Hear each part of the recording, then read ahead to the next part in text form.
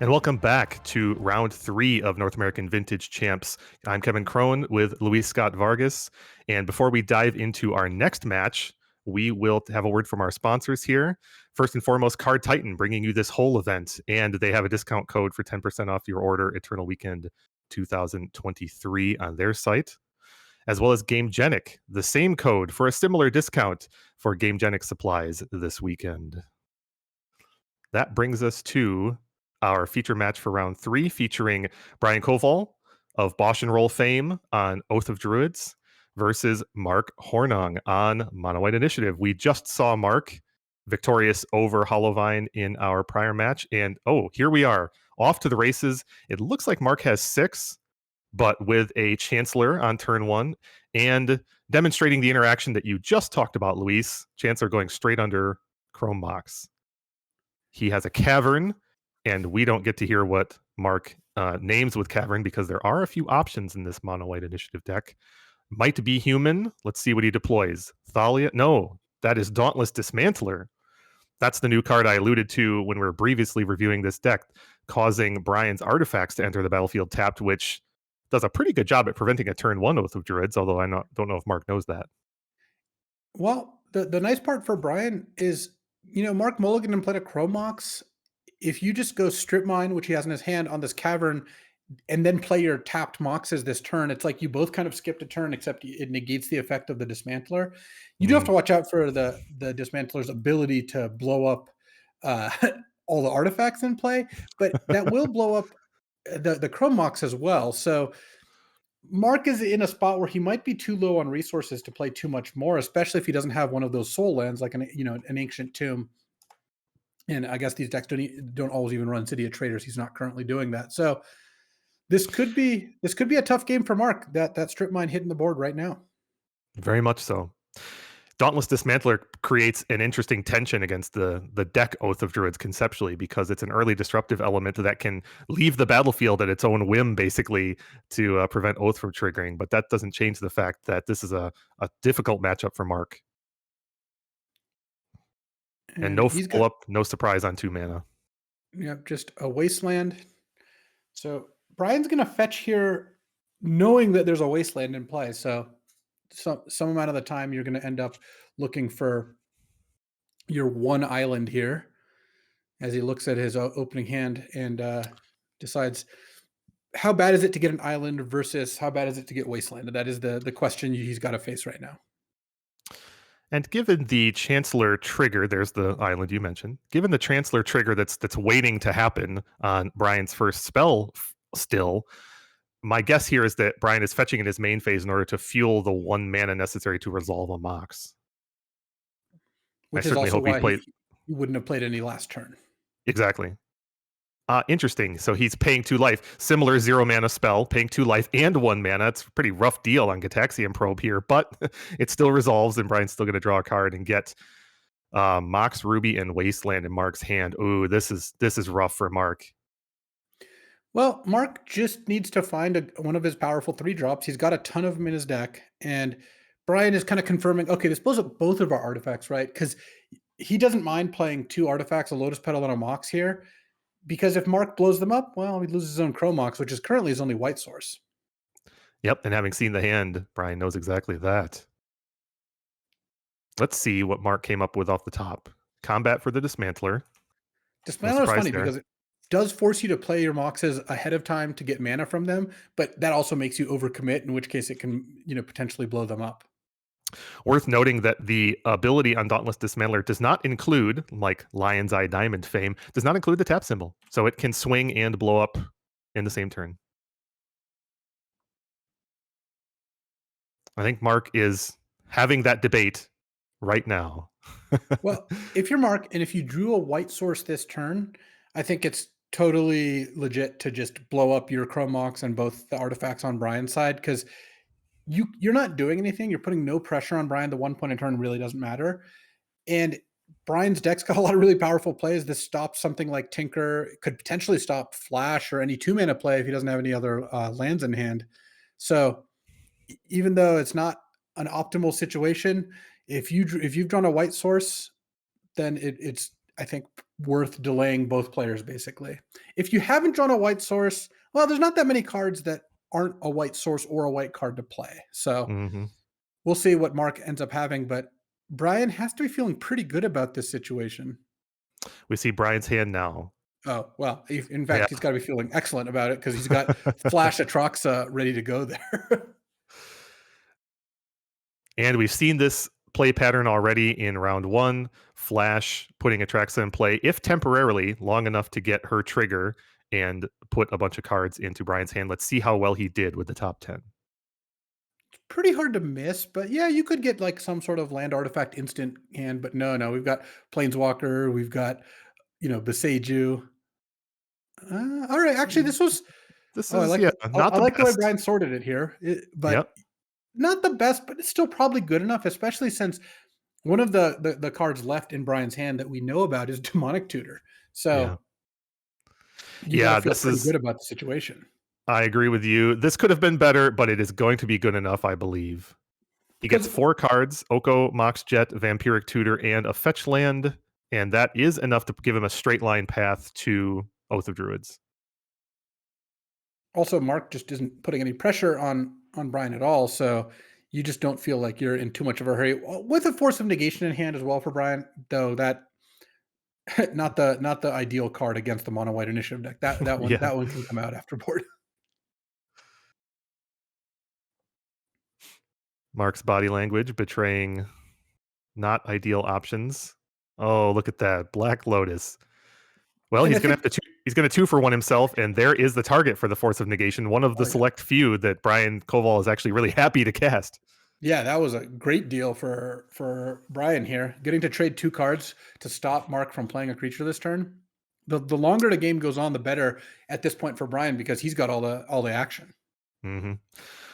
Mark using the Wasteland to the best of its ability, but the damage is done. That one spirit is the damning piece of material on the board for Mark, and Mark also knows about Mox Jet plus Vamp, which he just saw Brian put into his hand. So Koval flashed the Oath, but then is being considerate. Is there a better card? Well, he's also joking, I think, about the choice being obvious. And we know he has a fetch land in hand to cast it still too. Well, you know these guys better than I do. I would assume. I'm sure that they've interacted plenty of times themselves. Yes, I believe they are known to one another. Yes. Both of these players, in case it wasn't said clearly before, both of these players vintage champs previously. So they've been through this and competed together in this room or one much like it many times.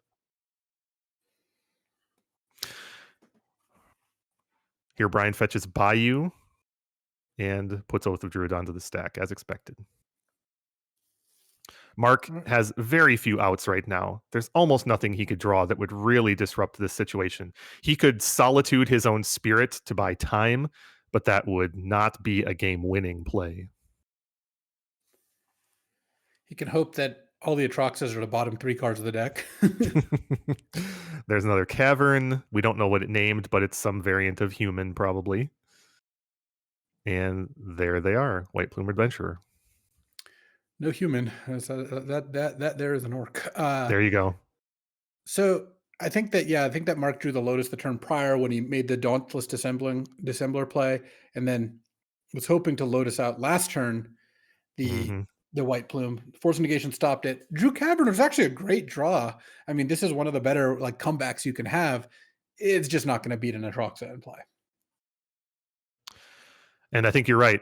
Mark's outs now are the alignment of Brian's deck, which is which a pretty thin out to have. it's part of the reason, not the only, but part of the reason why these Oath decks play a full quad laser Atraxa these days is to minimize the risk of this exact situation and ones like it in the mid to late game. Oh, it's starting. It's looking like it, but it's just really not that close to it. There we go. Yeah. Yeah. Also, it's This isn't helpful cooked for in. the Oath deck that the Atroxa trigger itself doesn't mill you. You put the unused cards on bottom, and in fact, you could choose to take no cards from it if you wanted all the cards to go back into your deck. If you were worried about decking. Brian resolves his trigger and sorts the cards as before. Oh, look at that. Wow. As it comes to this deck, this is actually what you might call a whiff, but it's still going to be good enough to win this game. Isn't it amazing, Luis, that just a selective ancestral recall is what we call a whiff for this experience? Yeah, I mean, this is about as bad as it gets, and I still think it's likely to be not even enough, but like not even close to not being enough, especially with demonic tutor in hand. You can do some sort of like Lotus demonic tutor play. You're getting mystical tutor still during your upkeep here, so you could also mystical. I Mhm. think Brian probably looking at his graveyard to see what's left to mystical tutor for, like is time walk still in the deck? Do you want to get Tinker, that sort of thing? He takes Black Lotus, not much of a surprise, but there was some calculus there as to whether or not he wanted a permanent mana source or a temporary one. If he needed the burst, because it could have been that Mox Emerald was good enough to facilitate this line that he's got in his mind.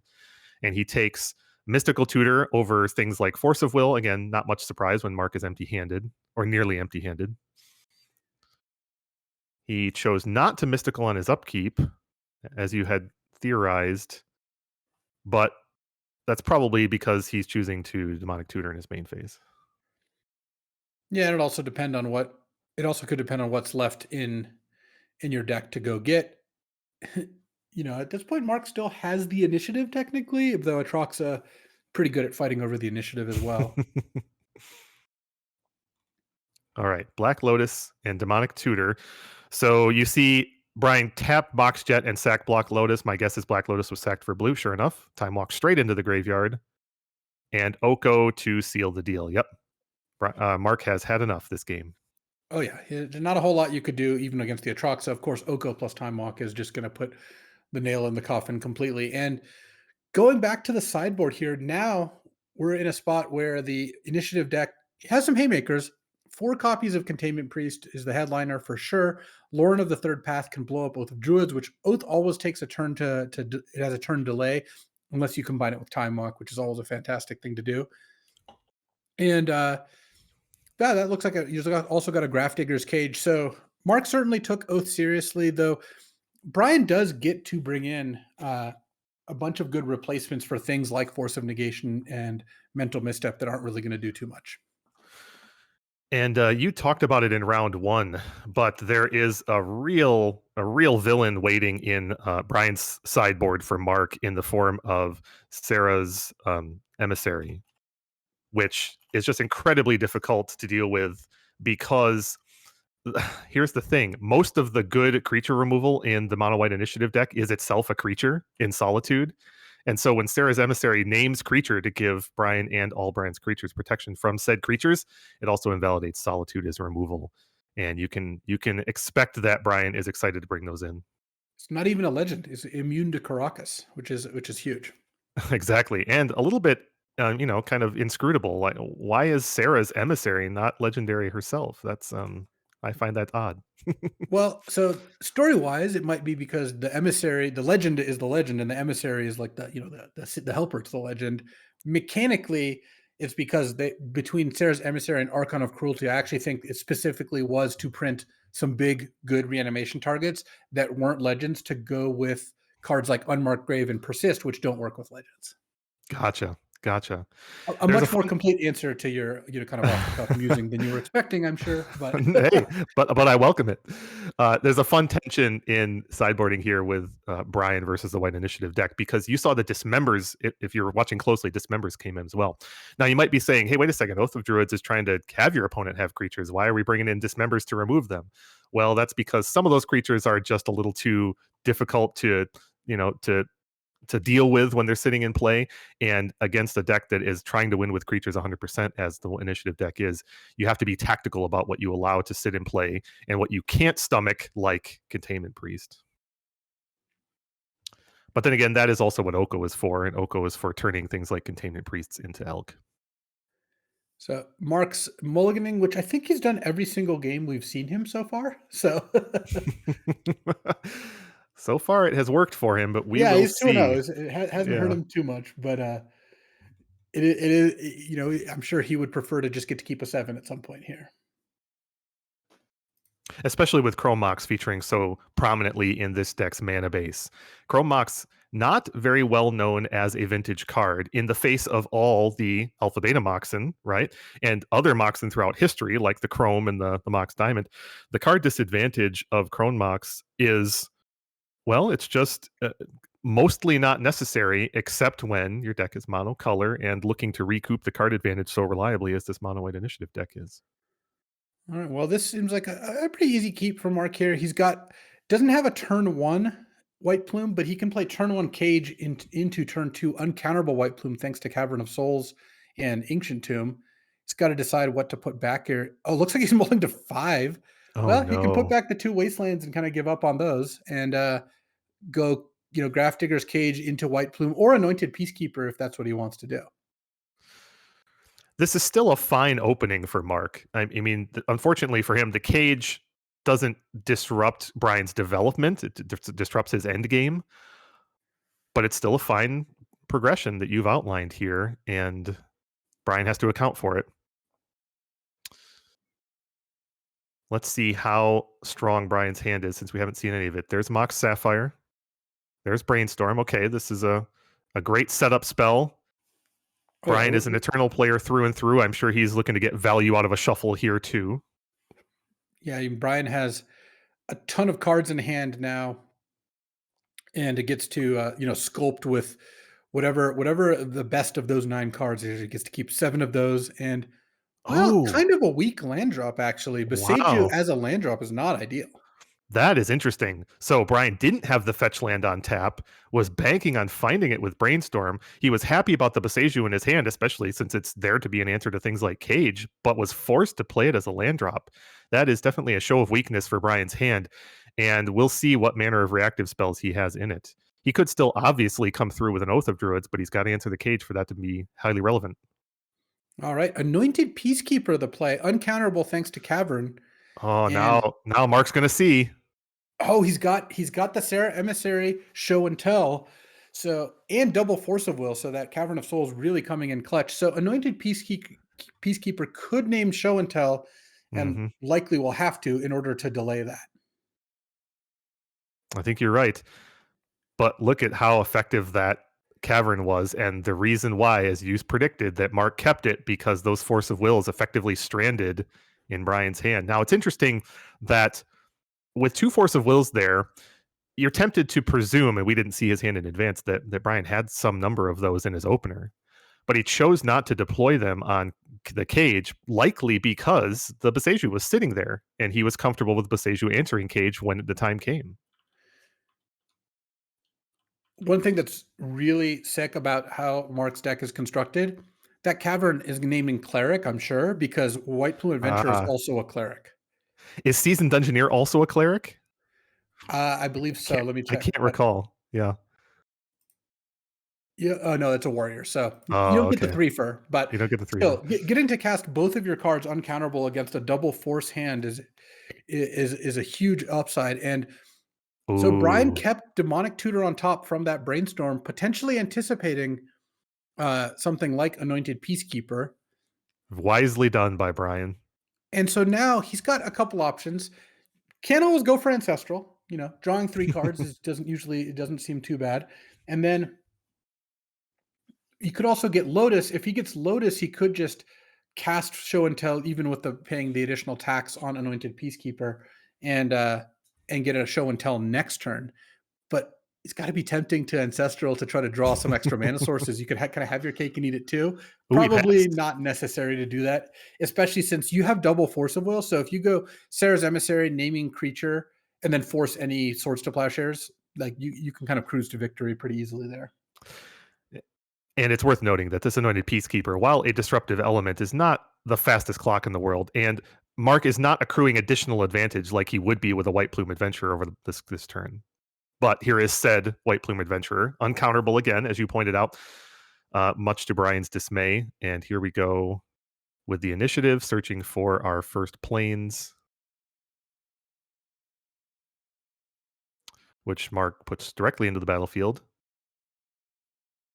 He is unlikely to have a follow up this turn, but it's not impossible. And it looks like the decidedly non-legendary Sarah Emissary pretty good chance of hitting the board this turn. If Brian didn't Ancestral last turn, it seems like it is most likely. Oh, I guess Dismember is also another way to do it. You can just get a Dismember, and that effectively adds 2 mana by killing the Anointed Peacekeeper. Mm-hmm. And removing that material and that part of the clock from the board.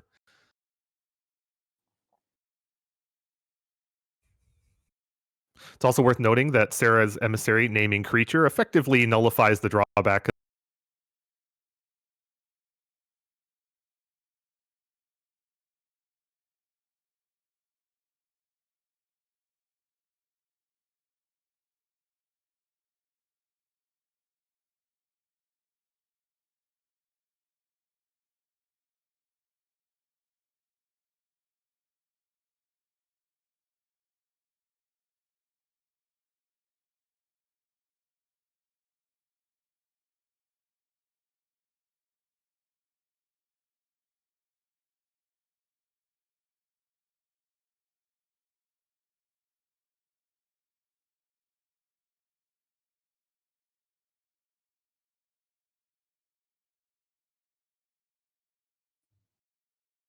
Oh, it looks like the street you can actually still see the stream still sees the game going on past where we're watching.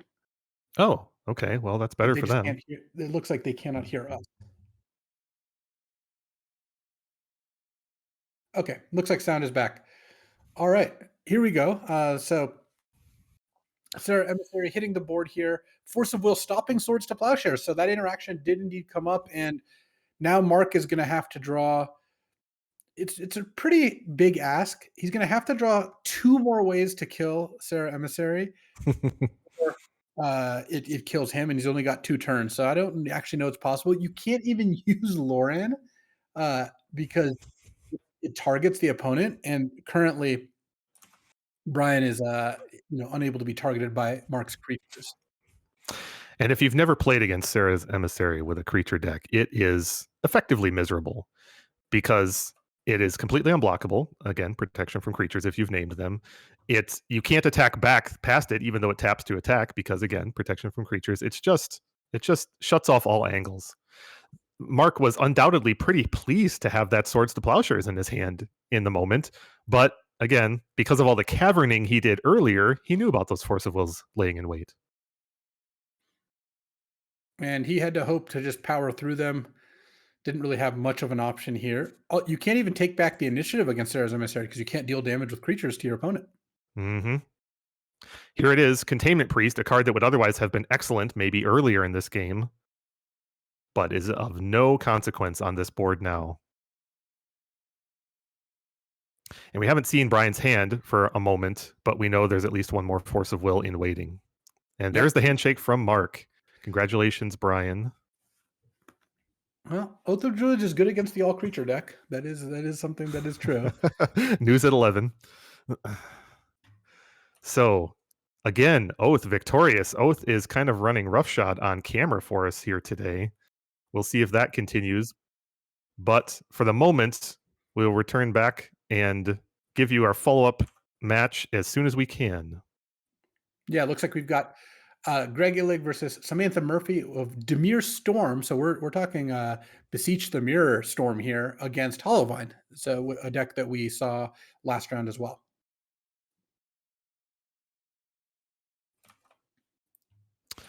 And this Demir Storm deck is one that we haven't been able to feature on camera yet today, but it is a very exciting addition to the format. When first spoiled, the card Beseech the Mirror, which is a Eldraine card that just came out and was very exciting for people. I mean, it's another in a long line of tutors, illustrious tutors that have defined vintage decks for years, going all the way back to Burning Wish, and then Death Wish, and then Grim Tutor, and just a Dark Petition.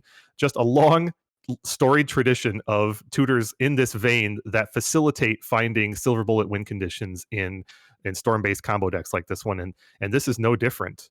The Beseech decks now are a combination, kind of a hybrid of Saga decks, which makes them a little flexible. But as you know, Saga is also a tutor in and of itself, so it gives them a multi-angle attack, and they can straight up combo win on turn one, as you might expect, but they also have a lot of that consistency of control elements like Doomsday does.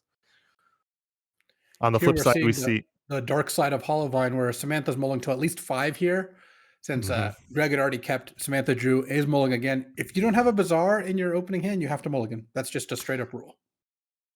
Samantha's doing a very coverage friendly thing for us here and has the die in play showing the number that she's going to, which I personally appreciate, and I hope all of you on watching this do as well.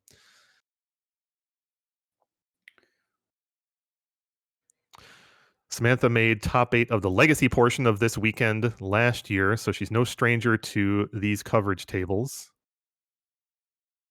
Let's see. Oh, Looks like dagger.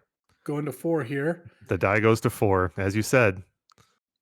So one thing that's a little different of Hollowvine versus like traditional Dredge is that Dredge can mulligan a little bit lower because it absolutely doesn't care about cards in hand, whereas Hollowvine cares a little bit more. But Hollowvine does also have Master of Death and Squee to kind of recover from that pretty quickly. So in either case, like a 3-card hand with a Bazaar is still a pretty good shot of winning game 1 against any vintage deck. The irony here is that her opponent, Greg, she may or may not know this at this time, but her opponent, Greg, is still ostensibly a faster combo deck. And that is one of the areas in which going very low with Hollowvine is a greater weakness because, like it or Definitely. not, she's trying to fight this matchup with counter magic. Down to 3. What a dagger. What a dagger. We just have to hope her luck is better in the rest of this match because I mean, it would be difficult to stack your deck with the most desirable 3 cards here and still be favored in this matchup. When you basically can't use Force of Will or Force of Negation because you mulligan to 3 and you have to start Bazaaring, it gets a lot harder against combo. But I would say that when you build a deck where you have to have a certain card in your opening hand, this is kind of what you sign up for. Like It is true. I don't think I've ever felt sorry for a Bazaar opponent who's had to mulligan to 2. Look, this is a game you chose to play, and the deck still has a shot of winning. I mean, if you open on double Bazaar and some squeeze, like you could be doing some good stuff. And actually, Mindbreak Trap Mindbreak Trap. Yeah. is a card that I guess you can't afford to keep. And this goes back to your point of when you've mulliganed to 3, it's really costly. Easy to throw back the serum powders. Keeping Squee and a Root Walla here, though, if Samantha knew she was playing against a Storm deck, maybe she would keep Mindbreak Trap over one of those other cards. Yeah, I think that begets that she does not know the matchup yet. And with Saga Top, she still doesn't know the matchup because Saga Top is an opening that several different archetypes in the format can present. So my Well, instincts are that she might not know the matchup here because I would have been strongly incentivized to keep that trap. Imagine this hand right now where trap was one of these cards instead of, say, Noxious Revival. So she's getting a Root Walla out of this deal and putting Squee into the graveyard, which does allow her to Force of Will this one time, and yeah, I mean, maybe that'll be enough to get into the mid game. this is still impressive. She mulled a 3, still has a turn 1 Root Walla, Squeeze coming back, and has a Force of Will that is going to be able to stop the first play. Like stopping a Time Walk here has got to be pretty appealing. Especially with that Saga ticking up. I completely agree. Yeah, this is an interesting inflection point. What resource does this Time Walk truly represent? Some of it's face up with that Saga. A lot of it is hidden though. Because, like it or not, the 4 cards that Greg has presented do not give away the archetype fully. Now, Academy is a heavy indicator because a lot of the Saga decks don't play Academy. So seeing that Academy probably tells Samantha that Greg is trying to go fast this game, and picking this exact point to fight might be a deal breaker. At the same time, look at the pressure she doesn't have, right? If she had 3 or 4 more cards in her hand, she might have a Vengevine access or she might have a Hollow One coming. And She you know, chose to let it go. the looks like the screen is frozen for a bit. I'm still seeing the action on my side, even though it's grainy. Okay, there it goes. Yeah. It had turned a bit grainy. There we go. So she's gonna let the Time Walk go. You do at least know that Saga's not making any tokens this time. It was a land that tapped for mana twice and then goes and fetches something pretty good. Black Lotus, Soul Ring, Hmm. some good mana source here. And then you're just kind of keeping this force up for whatever comes next. One thing that's rough about the situation is Samantha did think for quite some time. That looks like a Soul Ring to me. Agreed. Before deciding. So Greg, of course, could chalk that up to a bit of a bluff. But my experience, if someone thinks that long, I think they probably do have a counter. And so Greg should keep that in mind. You can see that Greg floated 1 mana, represented with that die, and we will see exactly what he has in mind. Lots of colorless and blue mana. Ah, Sensei's Divining Top. Okay. This is a bit of a show of weakness for Greg in that relying on top after this many turns have gone by. Now, what does that tell Samantha? It could mean that he's looking for just the one thing to seal the deal already. But also, as you said, the amount of tanking that Samantha did on the time walk suggests that he's got to build a hand that can overcome a force. It's funny. You're not wrong, but you're talking about the amount of turns that have gone by. Samantha's taken 1 turn. I Greg was has taken referring to 3. Greg's. I was referring to Greg's. Yes. Greg has taken 3, which is kind of a lifetime when it comes to vintage. And now we've got Manifold Key on the stack, which is also a tough one because that represents a lot of mana because it's +1 mana off Academy and +1 mana off untapping Soul Ring. And you also have the Mondo combo of tap top to draw a card, in response untap it with Manifold Key, tap it to draw another card. Effectively, Manifold Key is 1 tap draw a card. So at this Hmm. point, Greg is not under a lot of pressure. That could change in a heartbeat, but as of now, just using top and Manifold Key to draw a couple cards a turn, you could beat a counterspell that isn't backed by pressure pretty easily with that scenario. And at the same time, he's got to know this matchup. Now, a single squee just keeps the benefits of Bizarre at even, but there's Master of Death. And now, every turn that goes by, Samantha's accruing value through Bizarre of Baghdad, and Greg must know that. So Greg liked his top 3. He had said it with Sensei's top. His Saga's going up to 2 now. He chose not to use Manifold Key top to draw, which I think is a bad sign for Samantha because it means that Greg has a plan set up and doesn't want to take the top off the board or spend mana doing that. He's content to just go. Ah, he was Yeah. setting up for a protected Key Vault win. Yeah, I mean, Samantha has to counter the time vault because it's just a win on the board. And I would be pretty surprised if Greg didn't have an answer to that right there. And he's going to Vampiric Ah, Tutor in response, presumably for like a Flusterstorm, tap top to draw a card, tap Academy, Flusterstorm, untap Time Vault, and then that is game. I mean, he's got enough mana, he could actually even force a will it if he really wanted to. here we go. Players going through the steps, but I think they both know what's about to happen. And the Flusterstorm, little bit of an execution error on Greg's part there in not tapping Academy before he topped, but it doesn't matter. He has superfluous mana, as you said. All right, there you go. Game 1 goes to Greg. And that was Just too few effectively resources. a turn 3 kill in terms like it was his turn 4 with time walk, right? But from Samantha's perspective, a turn 3 kill, Greg on the play with Flusterstorm backup. So that's pretty good. It's hard to stop. Had Samantha had more cards in hand and had a second counter spell, had a wasteland, had more pressure, so Greg maybe would have forced to go faster. Though the Hollowvine deck isn't usually killing you before your turn 3. Sometimes it could, but it's not that often. That's right. Well, and he also, I mean, we didn't know exactly how his opening hand was configured, so he may have had some more options for how to conduct that game. And those options might have changed, or at least the lines might have changed in his mind when she mulliganed so low. Because Right. that top start is a slow one inherently, but it does give you some flexibility. So it looks like Greg is actually the one mulliganing here, as Samantha likes her opener. And post board, Greg has access to Leyline of the Void, which is it's kind of hit or miss against the deck. Like it is good. I mean, it stops Squeeze, stops Master of Death Recursion, stops Vengevine, right? Those are all important. But on the other hand, I've lost plenty of games where I open on Leyline against Hollowvine and they just put 2 hollow ones into play on turn 1. You see a card in his hand that's very interesting. That's Tabernacle or the Tabernacle at Pendrell Vale. Hmm. So if Samantha doesn't have a mana source in play, she can never keep a creature around. And the Tabernacle is one of the primary reasons why the modern Bazaar decks almost exclusively have access to 4 Wastelands and a Strip Mine. Tabernacle is a well-known quantity to Bazaar players. You see Wasteland in hand for Samantha, currently evaluating if that's going to be one of the cards she keeps or not. This will be a very pivotal decision for her this early in the game. Ooh, she discarded it. Very interesting, including Master of Death, and it looks like Mental Missteps. So Wow. no creature on turn 1 for Samantha. Discarding Wi- mental missteps tough. You don't really want to discard that. Same with Wasteland. So the rest of the cards in her hand must be pretty good.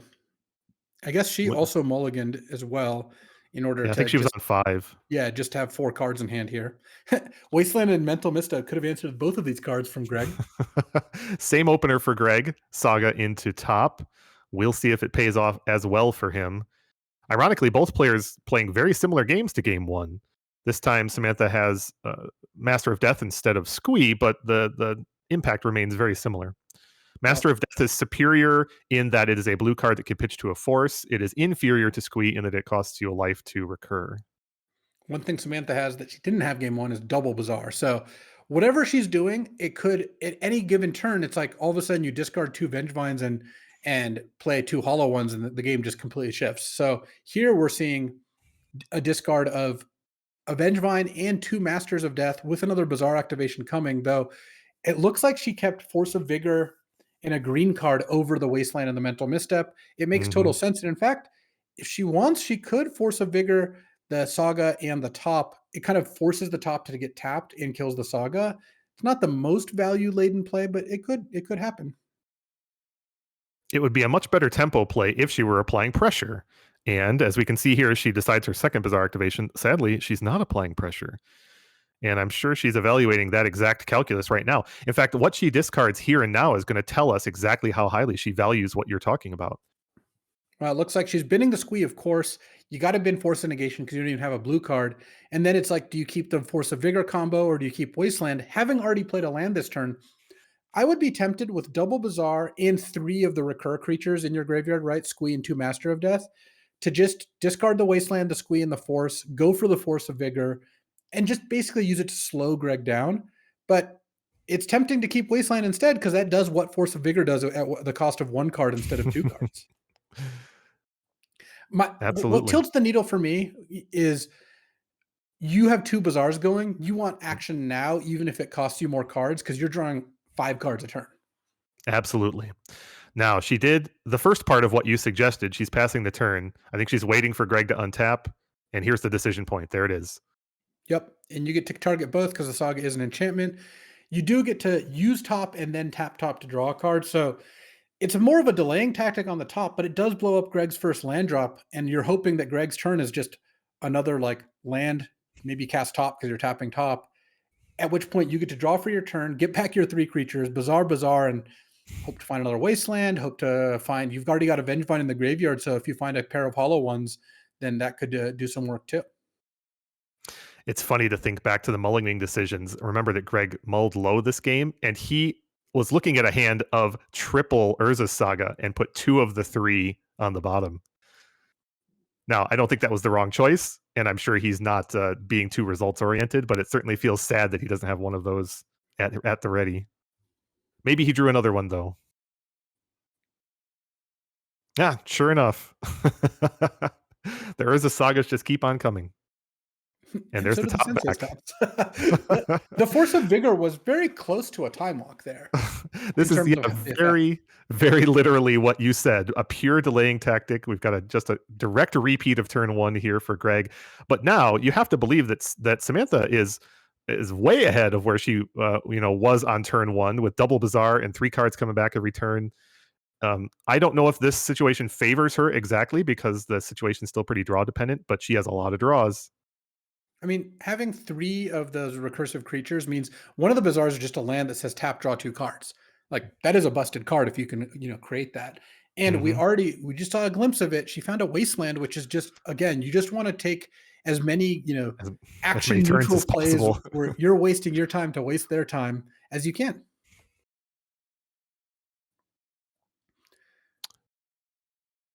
Here she Uh-oh, discards Master, Squee, and 1 Root Walla, keeping 1 Master in hand.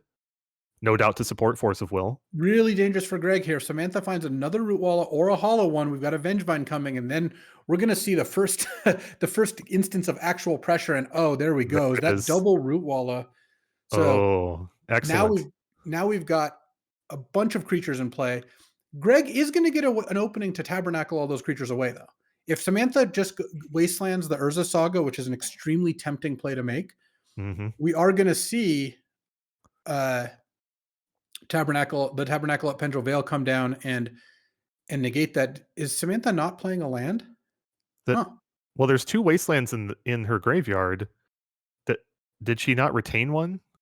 I think she has Master of Death's Force of Will in her hand. Oh, she just Yeah, kept Master of Death Forcible. Gotcha. that's right. Yeah. And so this tabernacle is, sadly, again, this is one of those situations where because she had to mull down a few cards, she just doesn't have the resources to fight every angle that Greg has. And Greg is slow rolling the Tabernacle. Not Didn't anymore. you know? Didn't want the Mox to get countered. Doesn't Samantha doesn't have an answer here. You can't counter Tabernacle to land. Just going to blow up all those creatures on upkeep. Hmm. Her triggers go on the stack to return the ones from the graveyard and to sacrifice the ones in play. She's paying one for the Master of Death.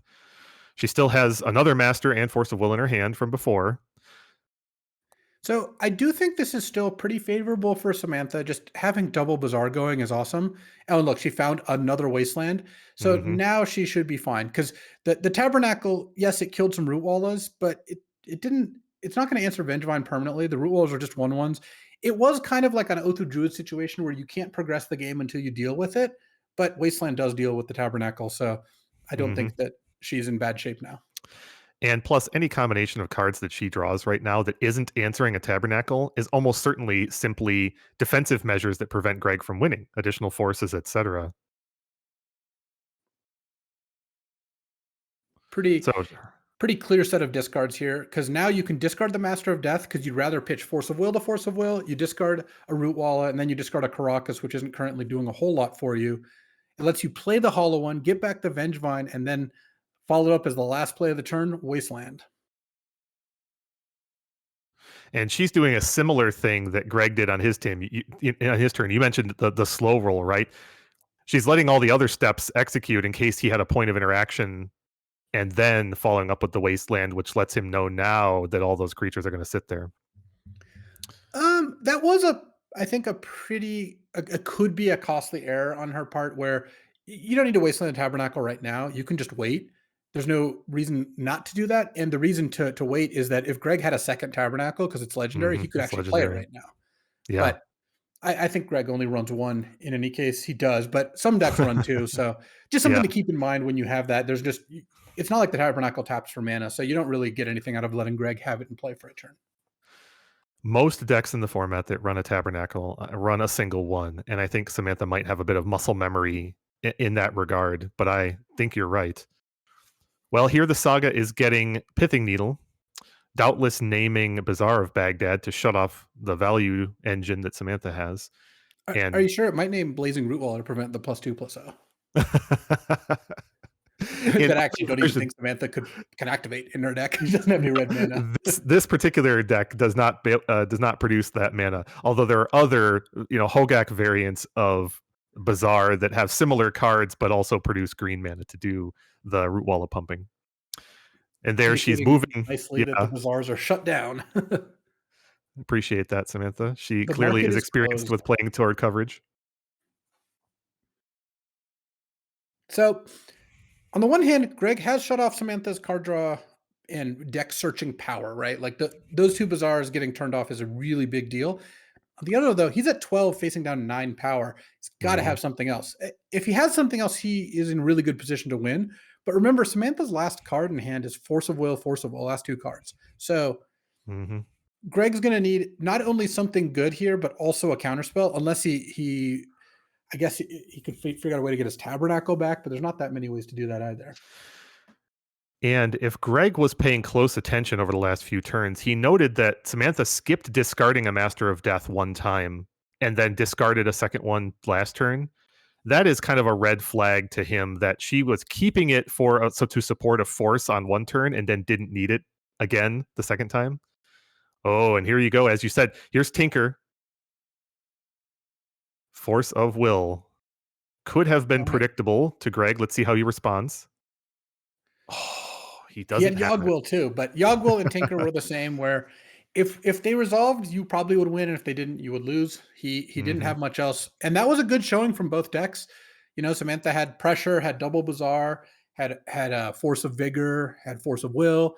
Greg also got to play a needle, got to saga, got to put a bunch of stuff into play. Tabernacle wiped all of Samantha's cards for a turn. So that was a good interactive game from both decks. They both kind of showed Greg's not so much what his deck was capable of, but more what his answers to Samantha's deck were, and she responded accordingly, putting some creatures into play, casting a couple forces. That was enough. And I also think there were no surprises on the behalf of either player there. They're both on low resources that game, so they had to make a couple of key choices about what they valued. And you saw that Samantha got wiped by a Tabernacle, but only one time because, again, she had to prioritize whether or not to keep the Wastelands. And this will be interesting to see for game 3 how deep Greg goes in mulliganing again, because it's not clear to me. We didn't get to see the whole process unfold in real time. It's unclear to me if he was hunting for a ley line. His sideboard has 4 ley lines. In fact, both opponents do, though I don't expect hers are in. And it's unclear to me if he was simply jettisoning unplayable hands or if he was hunting. And I don't know which kind of player he is in that regard. Luis, when you play against bizarre decks with ley line decks, or that is to say you have ley lines in your sideboard, how aggressively do you hunt for that ley line? So it's interesting because on the one hand, if you mulligan too aggressively and they open on force of vigor, then you can just get completely dumpstered, right? Where they kill your leyland, maybe one of your moxes too, and then you mulligan to 5.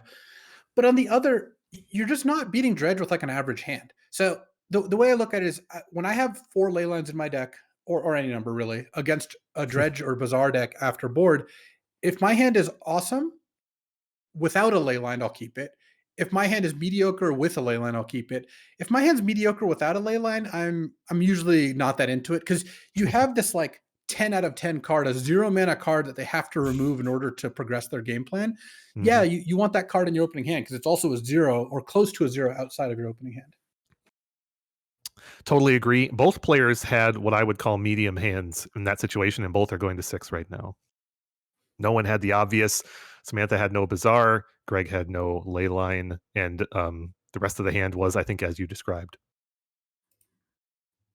Worth noting that the Bazaar decks over the history of Vintage, and by history I mean the last, I don't know, 15 or 20 years, as they've evolved, have come to respect Leyline very, very much. Hollow One was a coup for the archetype in general because it gives you a threat that you can Bazaar into effectively that sidesteps the Leyline. Very good set of 7 here on the second, or the first mulligan, I should say, for Samantha, including Force of Will, Squee, Master, and Bazaar.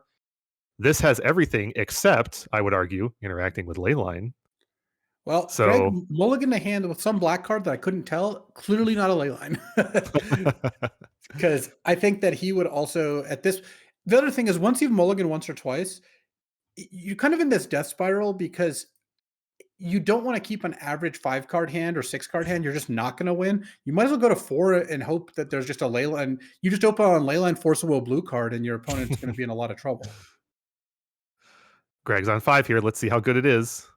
Mana Sources, Demonic Tutor, Vamp Tutor. Oh, and a decidedly medium hand.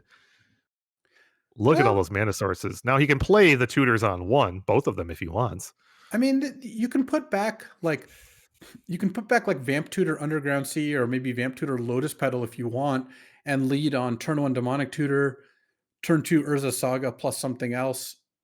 This is where Force of Will really gets you, and you can't really Yeah, rely on like a turn 2 Tinker here. But I don't really think it's realistic to mulligan this hand. I agree with you. I think he has to. I think he's compelled to keep this hand. He's gonna put back 2 mana sources, as you could predict. He's got lots of possible direction in that he could.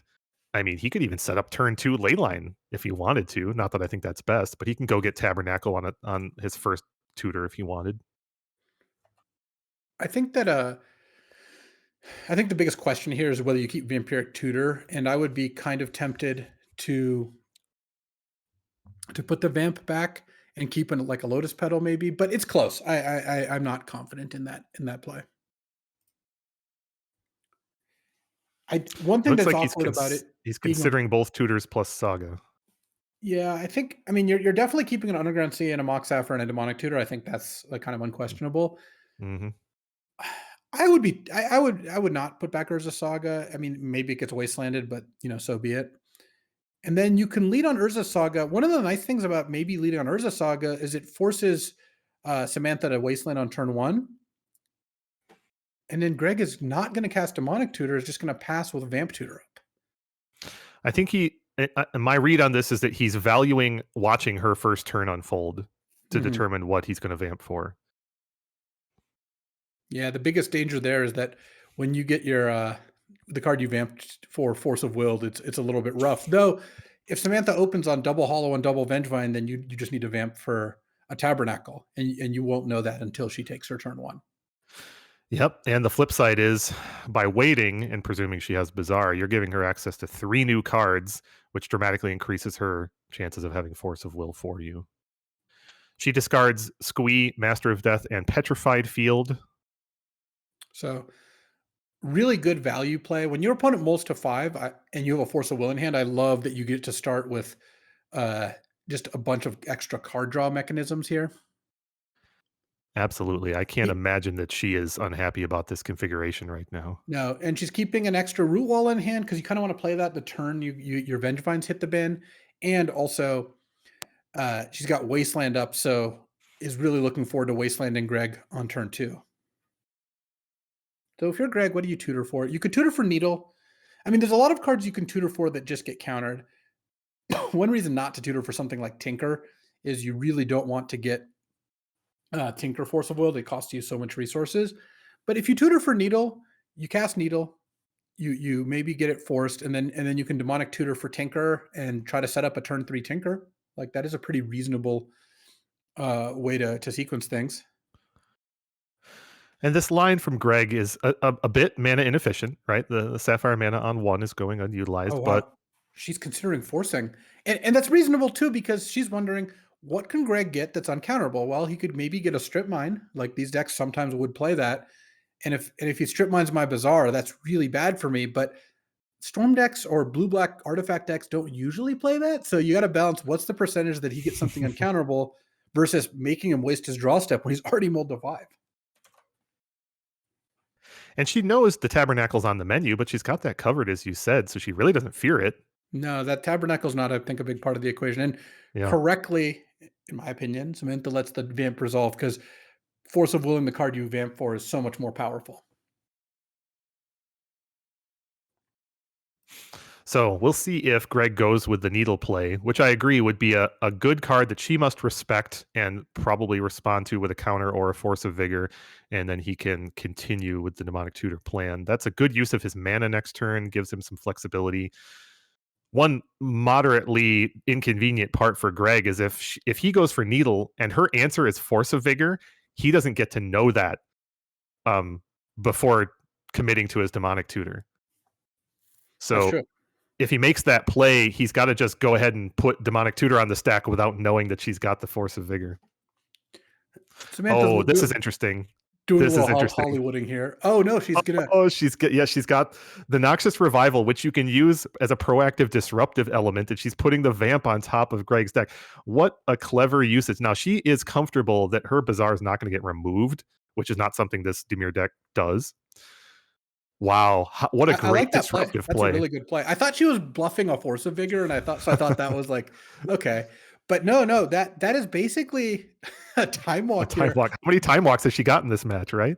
I mean, Greg still gets to play Saga, so he did make use of that turn there, but that was a really strong one right there. And Samantha just gets to keep bazaring here and has found it looks like a hollow one plus a bunch of root wallas plus a bunch of squeeze. In fact, she has an embarrassment of riches. What do I want to discard here with Force of Will up? And Greg knows his top card is good now, so there is that. But the fact that his top card is exactly what he vamped for means it wasted his turn of casting vamp or demonic tutor, which is really funny.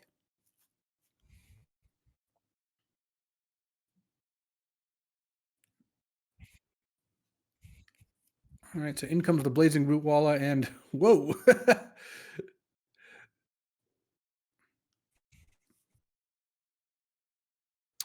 It does make me wonder if he did the play that you're theorizing. If there's a preview to come for it, unfortunately, she wanted to play that wasteland this turn anyway. Ooh, very aggressive with the wasteland. Did we know that she got a follow up? All right, and has Force of Vigor Because that is as an the incredibly follow-up, aggressive killing all of wasteland Greg's there. permanents, and Greg's hand is now Demonic Tutor, Vampiric Again, more Tutor. tempo plays for her, which if her can smash. I think there's a pretty good chance that the card he tutored for was Pithing Needle, so I think we're gonna see Greg hoping to draw a land to cast it, but it might just be too late because he's already getting hit for 5 a turn thanks to Hollow One plus the Root Walla, and looks like another Root Walla, and oh, looks like a Vengevine is getting discarded here. So no action to cast it yet this turn, but soon enough that'll come out. And Greg has one draw step to try to get back in this game. Otherwise, he's going to be in a lot of trouble.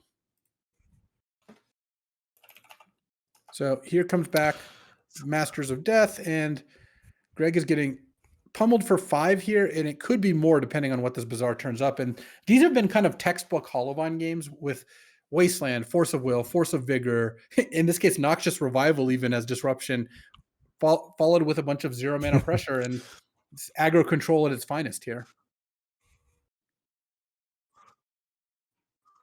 The only thing Samantha needs to find now is a Wasteland, because that will cut off Tabernacle as an out here. You can really see her using all the parts of this deck. The diversity of how it's constructed. And that'll do it. Samantha moves on to 3-0. Samantha Murphy on Hollowvine here. And And there's the handshake.